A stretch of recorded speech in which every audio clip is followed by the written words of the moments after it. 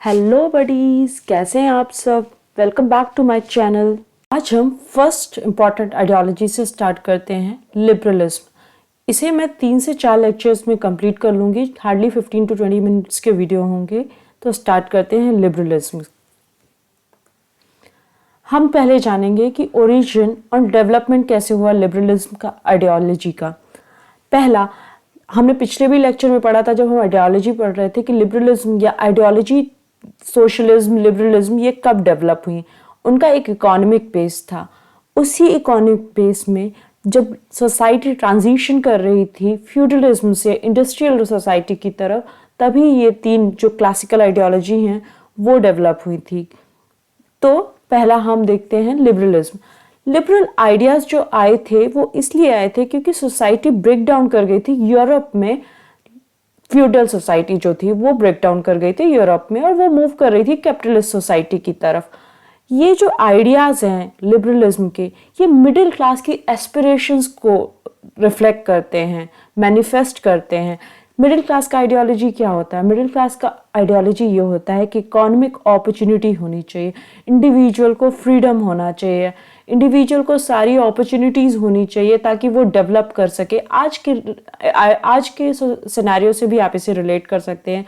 ये middle class ही होती है जिसे परवाह होती है सोसाइटी की, वो हमेशा स्ट्राइव कर रही होती है डेवलप करने की। हम और आप में से सारे मोस्टली मिडिल क्लास से आते हैं, तो हम लोग अगर एस्पायर कर रहे हैं किसी एग्ज़ाम का, तो हम लोग जनरली इसलिए एस्पायर कर रहे थे क्योंकि हम अपना क्लास ऊपर करना चाहते हैं, हम एलीट क्लास में आना चाहते हैं, या हम पावर गेन करना चाहते हैं, या फिर हम अपना इकोनॉमिक स्टेटस अटेन करना चाहते हैं, कुछ अच्छा जिसमें अभी हैं हम। तो बेसिकली लिबरलिज्म जो आता है वो मिडिल क्लास की आइडियोलॉजी, मिडिल क्लास के एस्पिरेशन से आता है। और मिडिल क्लास क्या नहीं चाहती है? अगर आप प्रेजेंट सिनेरियो में देखें तो मिडिल क्लास क्या नहीं चाहती कि कुछ भी हायरार्किकल हो, मतलब हेरिडिटरी नहीं हो, ये नहीं चाहती मिडिल क्लास। मिडिल क्लास चाहती है कि किसी को भी उसके मेरिट के अकॉर्डिंग उसका राइट मिलना चाहिए, उसे उसका पोजीशन मिलना चाहिए। तो यह एग्जैक्टली यही उस टाइम पर भी हुआ था। उस टाइम पर क्या हुआ था कि फ्यूडल जो सोसाइटी थी वो हायरार्किकल थी, हेरिडिटरी था, तो वो इस चीज़ को अपोज करते हैं। उनके इंटरेस्ट, मिडिल क्लास के इंटरेस्ट जो हैं वो एब्सोल्यूट मोनार्क से कॉन्फ्लिक्ट कर रहे थे। वो इस चीज़ को क्वेश्चन कर रहे थे कि एब्सोल्यूट मोनार्क्स के पास ये डिवाइन राइट्स का थ्योरी क्यों आ रहा है। They were opposing this concept of accident of birth, क्योंकि किसी का जन्म किसी क्लास या सोसाइटी में हो गया है, या किसी फैमिली में हो गया है, किसी सोशल स्टेटस में हो गया है, तो वो उस एक्सीडेंट ऑफ बर्थ की वजह से पूरी जिंदगी वो प्रिविलेज लेकर रहे। दे वर अगेंस्ट दिस। यही चीज़ आप इंडियन कॉन्टेक्स्ट में रिलेट करके देख सकते हैं। अगर आप इंडियन कॉन्टेक्स्ट में रिलेट करना चाहते हैं तो बुद्धिज्म के बारे में देखें। बुद्धिज्म और जैनिज्म, ये दोनों ही रिलीजन जो थे वो रिफॉर्म चाहते थे। क्यों चाहते थे? क्योंकि they were against this privilege of Brahmanical society. वो ब्राह्मण के डोमिनेंस के अगेंस्ट थे। उसमें ट्रेडर्स और क्षत्रिय चाहते थे कि ब्राह्मण्स को इस तरह का बाय बर्थ प्रिविलेज नहीं होना चाहिए। आप देख सकते हैं कि जो बुद्ध थे और जो जैन महावीर थे वो क्षत्रिय क्लास से आते थे।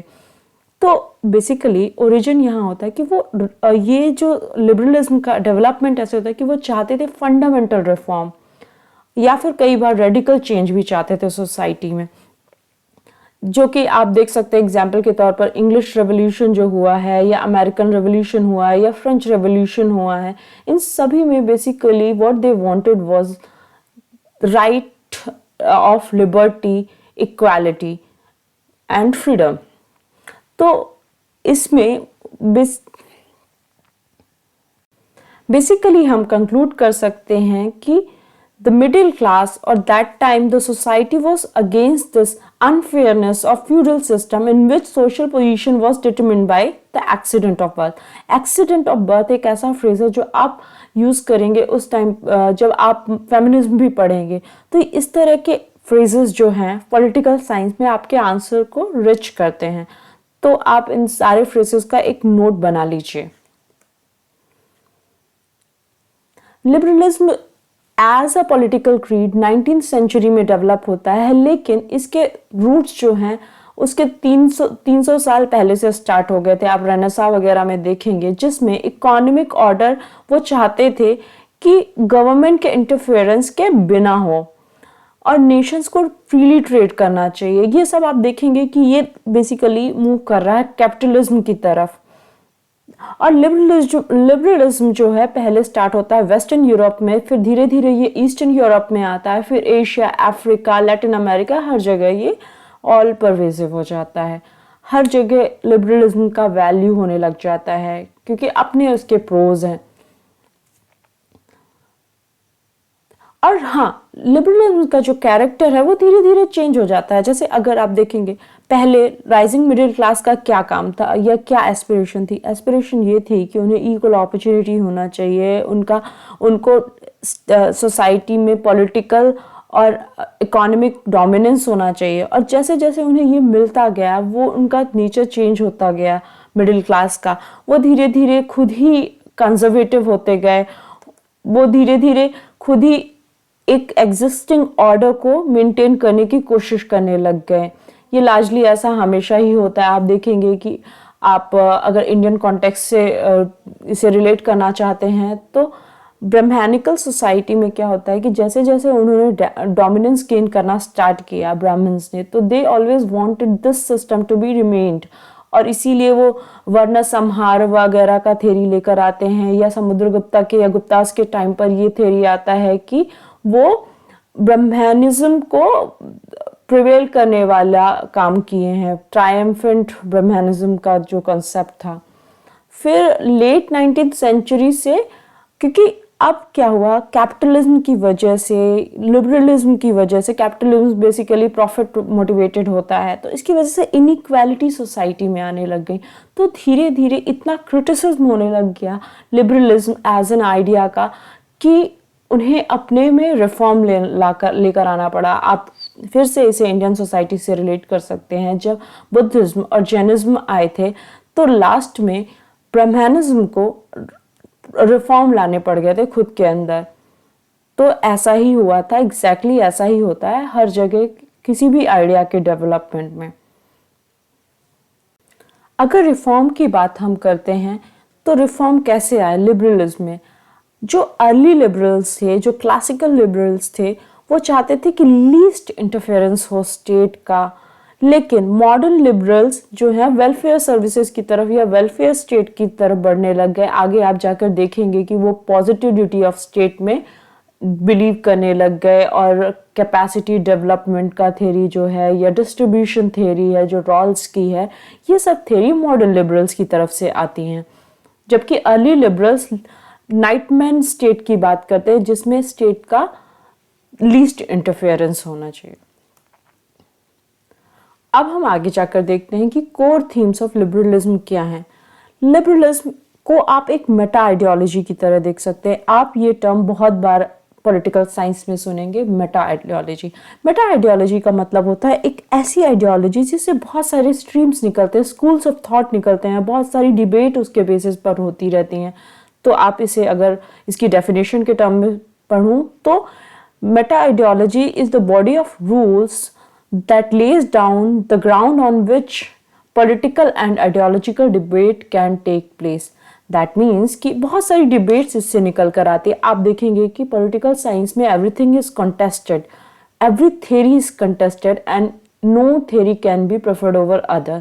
चाहे वो justice का theory हो, चाहे वो equality का theory हो, चाहे वो liberty का theory हो, all the theories, all the key definitions have their source in some form of ideology और according to that उसके definitions आते हैं, उसके pros and cons आते हैं। तो लिबरलिज्म भी एक मेटा आइडियोलॉजी है। इसके कोर थीम्स क्या है?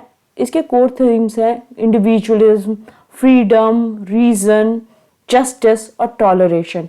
पहला कोर थीम देखते हैं हम। पहला कोर थीम इंडिविजुअलिज्म का मतलब होता है प्राइमेसी ऑफ इंडिविजुअल, मतलब इंडिविजुअल सुप्रीम है। अब देखते हैं कि इंडिविजुअलिज्म का कैसे डेवलप हुआ। जब अगर हम फ्यूडल पीरियड की बात करते हैं तो फ्यूडल पीरियड में क्या होता था कि कोई इंडिविजुअलिज्म का कोई कॉन्सेप्ट नहीं था क्योंकि उन्हें अपने इंटरेस्ट, एक इंडिविजुअल अपने इंटरेस्ट के बारे में सोचता ही नहीं था, या वो सोचता ही नहीं था कि उसकी कोई यूनिक आइडेंटिटी है। रादर पीपल का क्या होता था कि उनकी आइडेंटिटी उससे ड्राइव होती थी कि किस सोशल ग्रुप से वो आते हैं, क्या फैमिली है, क्या विलेज है, क्या कम्युनिटी है, क्या सोशल क्लास है। जैसे कि आप इंडियन कॉन्टेक्स्ट में भी अगेन आप उसी वर्ना सिस्टम से देख सकते हैं कि एंशिएंट टाइम में, लेटर वैदिक पीरियड में क्या होता है कि ब्राह्मणिज्म से आता है, वो हिरार्किकल स्ट्रक्चर हो जाता है और सभी एक वर्ण का एक इंटरेस्ट हो जाता है। इसी तरह से इंडिविजुअलिज्म में यूरोपियन कॉन्टेक्स्ट में ये बात होती है कि फ्यूडल पीरियड में क्या होता है। लेकिन जैसे ही फ्यूडलिज्म को हम डिस्प्लेस करते गए मार्केट ओरिएंटेड सोसाइटीज से, तो क्या हुआ कि जैसे जैसे आपका इकोनॉमिक स्टेटस बढ़ता गया, आपके पास चॉइसेस बहुत ज़्यादा आने लग जाती हैं और आपको दिखने लग जाता है कि आपकी सोशल पॉसिबिलिटीज़ बहुत ज़्यादा होती हैं। आप एक जनरल एग्जांपल देखिए, अगर वुमेन एक होम मेकर है तो उसे अपनी इंटरेस्ट कहीं दिखते ही नहीं है, वो अपने बारे में सोचती ही नहीं, she doesn't think about her rights, she is always indulge in her children, her family और her husband, and she is so much involved in that she never thinks about other things like her rights, her liberty, her decision making power, her autonomy। तो यही चीज़ exactly same होती है। और अगर वो एक बार अपने घर की चार दीवारी से बाहर आती है और बाहर की दुनिया देखती है और इकोनॉमिकली एम्पावर्ड हो जाती है, तो वो फिर सोचने लग जाती है कि उसके डिसीजंस मेकिंग, उसके बारे में कोई डिसीजन होता है तो उसे पूरा राइट होना चाहिए उस बारे में डिसीजन लेने का। एग्जैक्टली ऐसा ही होता है। तो यही हुआ था कि जब आपको सोशल पॉसिबिलिटीज़ दिखने लग जाती हैं तो आप अपने बारे में सोचने लग जाते हैं। आप सोचने लग जाते हैं कि मेरे डिसीजंस मैं खुद लूँ, ऑटोनॉमी होनी चाहिए मेरी।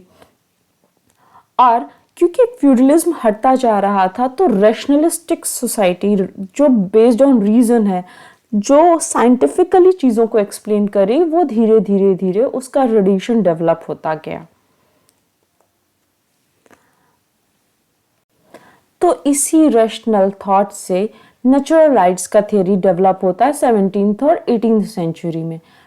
नेचुरल राइट क्या है? नेचुरल राइट्स वो राइट्स हैं जो गॉड ने दिए हैं, जिसकी थ्योरी जो जॉन लॉक ने डिफाइन किया है लाइफ, लिबर्टी और प्रॉपर्टी के, जो ये राइट्स हैं नेचुरल राइट्स। और जर्मन फिलोसोफर जो इमैनुअल कांट है, उन्होंने बताया कि इक्वल वर्थ होती है हर ह्यूमन बीइंग की। हम जॉन लॉक के बारे में आगे भी पढ़ेंगे जब हम वेस्टर्न पॉलिटिकल थॉट्स पढ़ेंगे।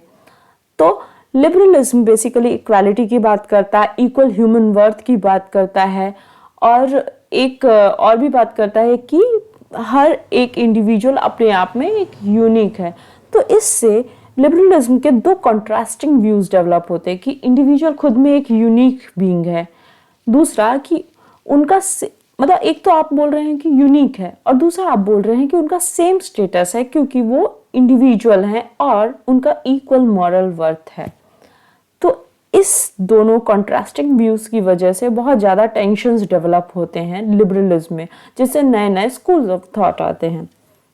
आगे हम देखते हैं कि लिबरलिज्म क्या बात करता है। लिबरलिज्म, क्योंकि अभी हम इंडिविजुअलिज्म पढ़ रहे हैं, तो लिबरलिज्म बोलता है कि इंडिविजुअल एटमिस्टिक होता है, मतलब कि इंडिविजुअल अपने डिसीजंस खुद लेता है, इंडिविजुअल सेल्फ रिलायंट है, सेल्फ सीकिंग है, ईगोइस्टिक है।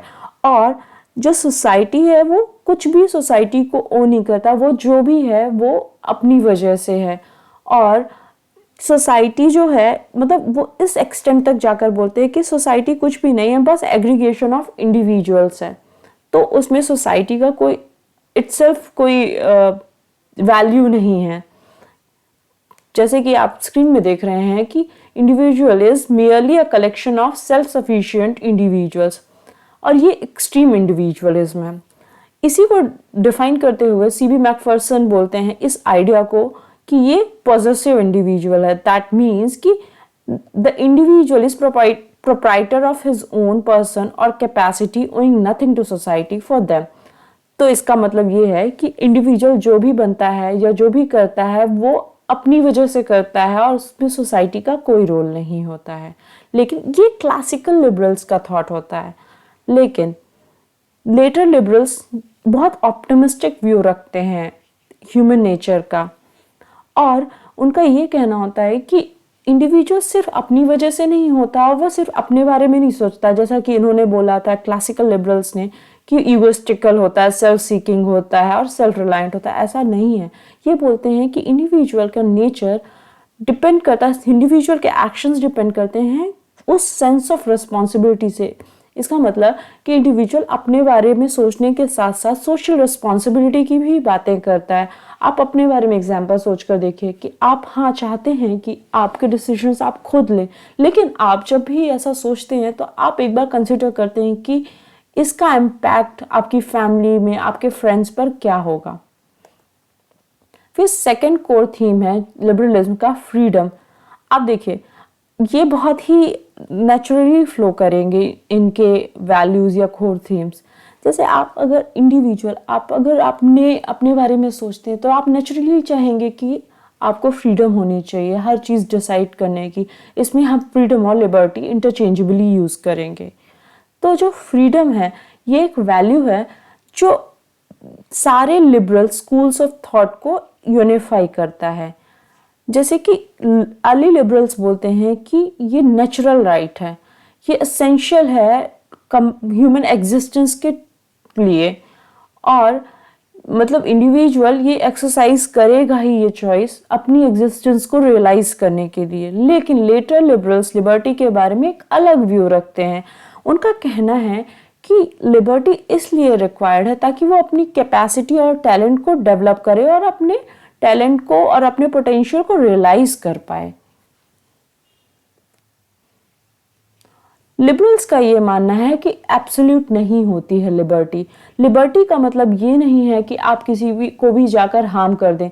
जैसे कि आपको अगर आप फ्रीडम की बात करते हैं, आप रिसेंट एग्जांपल देख सकते हैं, राइट टू प्रोटेस्ट वाला है, ये फ्रीडम के अंडर आता है, freedom of speech and expression.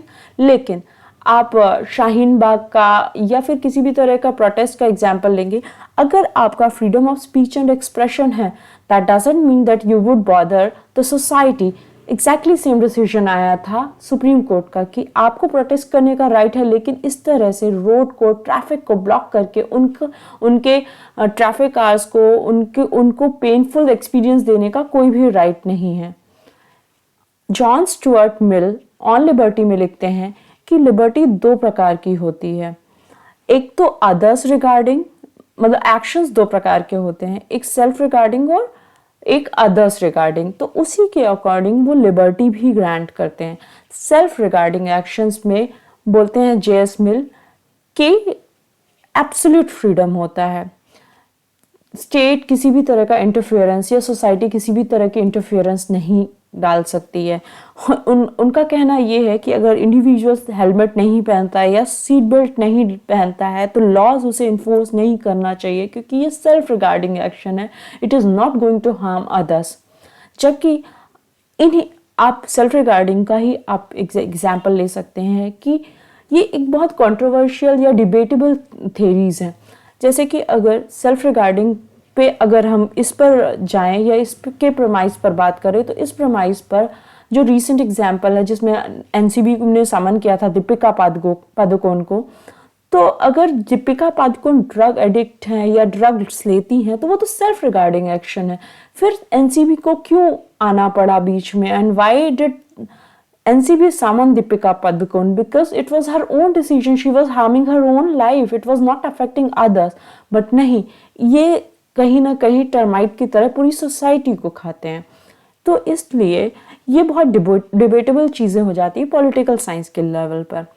Other regarding, और आप इसे एथिक्स में भी कनेक्ट कर सकते हैं। आप ये एग्जाम्पल दीपिका पादुकोण या फिर इस तरह के एग्जाम्पल आप सोसाइटी एथिक्स में भी दे सकते हैं कि आप एक पब्लिक फिगर हैं एंड पीपल वॉच यू और people look up to you as their role model, so you should be doing so that actions which are not harmful or which are not going to impact those who are following you badly. जैसे अब children अगर उनको दीपिका पादुकोण या फिर किसी भी तरह के अच्छे स्टार्स को अपना रोल मॉडल मानते हैं तो वो they would start consuming drugs and that's not right. तो अब जाते हैं अदर रिगार्डिंग में. तो अदर रिगार्डिंग में क्या होगा कि ये डैमेज कर सकता है दूसरों को भी. जो एक्शंस दूसरों को डैमेज कर सकते हैं उसमें स्टेट कैन पुट लिमिट्स. अब ये चीज़ है कि अब यही चीज़ आगे जाकर बाकर बोलेंगे, जो अभी नहीं है आप आगे पढ़ेंगे कि बाकर बोलेंगे कि ये अदर रिगार्डिंग या सेल्फ रिगार्डिंग ह्यूमन एक्शंस बहुत ही ज़्यादा ब्लर और एब्स्ट्रैक्ट हैं. कुछ भी इस साइड आ सकता है, कुछ भी उस साइड आ सकता है. और रॉल्स ने बोला है कि आपका लिबर्टी हमेशा आपको ध्यान रखना होगा कि कंसिस्टेंट है दूसरों की लिबर्टी से. दैट मीन्स कि आपको freedom of speech and expression है. दैट डजंट मीन दैट आप चिल्ला कर बातें करेंगे जिससे दूसरों को भी हार्म होता है. आप बहुत ज़्यादा देखते भी होंगे कि कॉलोनीज वगैरह में जब शादी होती है तो आपको एक्सप्रेस करने का पूरा राइट है, लेकिन at the same time you should think about others. This is going to harm student studies या फिर बहुत सारे लोगों को इरिटेशन भी हो सकता है. तो आपको अपने एक्शंस को ध्यान रखना चाहिए. बट जितने भी स्कूल्स ऑफ थॉट हैं वो लिबर्टी एक वैल्यू है, उस पे अग्री करते हैं, लेकिन वो उसके मीनिंग पर अग्री नहीं करते हैं. इसीलिए इसाया बर्लिन जो है टू कॉन्सेप्ट्स ऑफ लिबर्टी इनका एक बुक है, उस पे डिफाइन करती है नेगेटिव और पॉजिटिव फ्रीडम को. नेगेटिव फ्रीडम में के सब्सक्राइबर्स जो हैं वो क्लासिकल लिबरल्स है, वेयरएज पॉजिटिव फ्रीडम को मॉडर्न लिबरल्स सब्सक्राइब करते हैं. तो नेगेटिव फ्रीडम क्या कहता है? नेगेटिव फ्रीडम कहता है कि एक इंसान को उसे अकेला छोड़ देना चाहिए, किसी भी तरह का रेस्ट्रिक्शन नहीं होना चाहिए, एक्सटर्नल रेस्ट्रिक्शन नहीं होना चाहिए. वेयरएज पॉजिटिव फ्रीडम क्या बोलता है कि पॉजिटिव फ्रीडम में फ्रीडम का मतलब ये होता है कि आपको मास्टर बना दे या किसी भी तरह का वो फ्रीडम जो आपको ऑटोनमस बना देगा, और उसके लिए आपको स्किल्स चाहिए होंगी. तो वो कैपेसिटी बिल्डिंग में एम्फसाइज करते हैं. तो आगे अभी तक के लिए इतना ही. आगे जाकर हम अदर कोर थीम्स पढ़ेंगे और मोस्ट प्रोबेबली मैं 3 लेक्चर्स में लिबरलिज्म खत्म कर दूंगी. 10 to 20 मिनट्स के ये लेक्चर्स होंगे. That's it from my side. Thank you for watching my channel. If you liked my video, please subscribe and share. And if you think there's any improvement required, please comment on the section below.